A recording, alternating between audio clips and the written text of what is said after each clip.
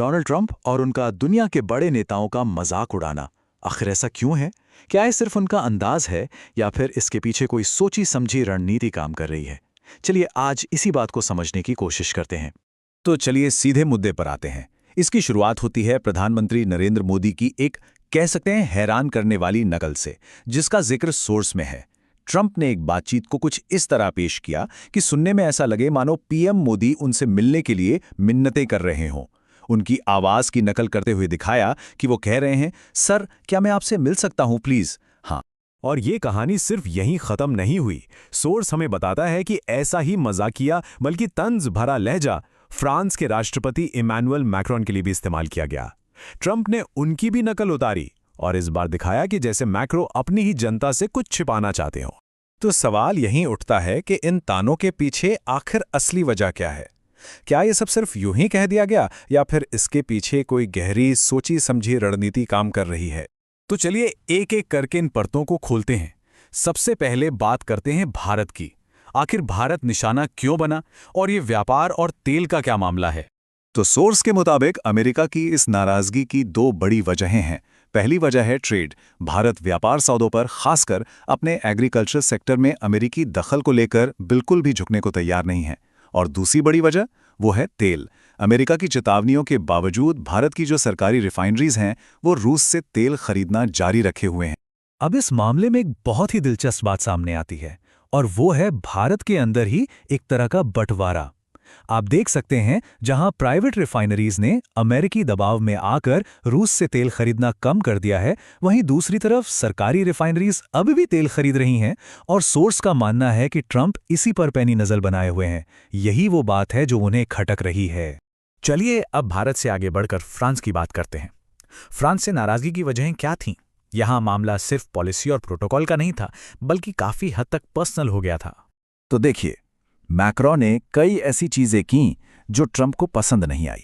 जैसे उन्होंने वेनेजुएला के राष्ट्रपति मदुरो को हटाने के अमेरिकी तरीके की खुलेआम आलोचना की। उनका तर्क था कि अमेरिका ने अंतर्राष्ट्रीय कानून तोड़कर एक खतरनाक मिसाल पेश की है। लेकिन बात यहीं नहीं रुकी। मामला पर्सनल तब हो गया जब मैक्रोन ने ट्रंप को मिस्टर प्रेसिडेंट के बजाय डोनाल्ड कहकर बुलाया। सोर्स के मुताबिक इसे सम्मान की कमी के तौर पर देखा गया। और तो और ट्रंप ने कथित तौर पर मैक्रोन के नाम के उच्चारण का भी मजाक उड़ाया। तो हमने भारत और फ्रांस की बात तो कर ली, लेकिन इन सब अंतर्राष्ट्रीय झगड़ों का ट्रंप की घरेलू राजनीति से क्या लेना देना है? असल में बड़ी तस्वीर यहीं छिपी है। चलिए इसे समझते हैं। अब जरा टाइमिंग पर गौर कीजिए।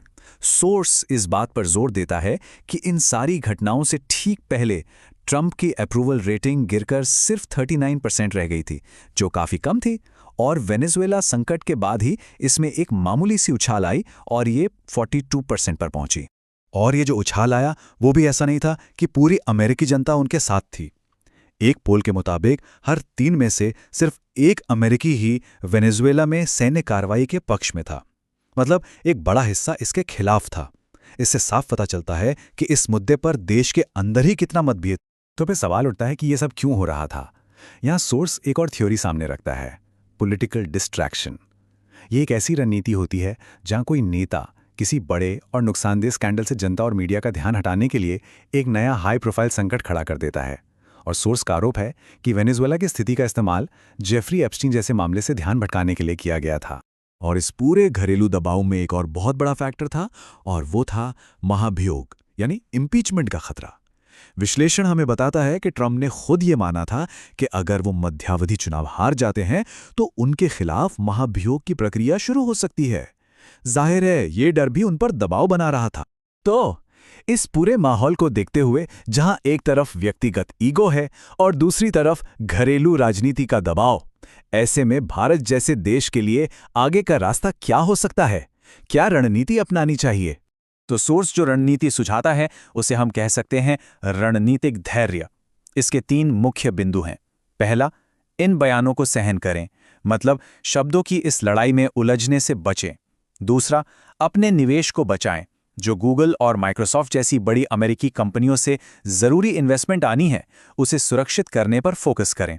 और तीसरा और सबसे जरूरी, अमेरिकी मध्यावधि चुनावों तक इंतजार करें, क्योंकि तब तक शायद ट्रंप की राजनीतिक शक्ति कुछ कम हो जाए। तो इस विश्लेषण का जो सबसे बड़ा टेकअवे है वो यह है कि ट्रंप का ये रवैया सिर्फ एक लड़ाई के लिए उकसावा है। सोर्स का तर्क है कि वो जानबूझकर एक ऐसा कारण खोज रहे हैं जिससे वो निवेश को रोक सकें और भारत अमेरिका संबंधों को और ज्यादा नुकसान पहुंचा सकें। और आखिर में ये पूरा विश्लेषण हमें एक बहुत बड़े सवाल पर लाकर खड़ा कर देता है। जब कूटनीति व्यक्तिगत हो जाती है तो राष्ट्रों के भविष्य पर इसका क्या असर पड़ता है। ये हमें सोचने पर मजबूर करता है कि जब किसी एक नेता का व्यक्तित्व पूरी दुनिया की नीतियों को प्रभावित करने लगे तो देशों के आपसी रिश्ते किस दिशा में जाते हैं।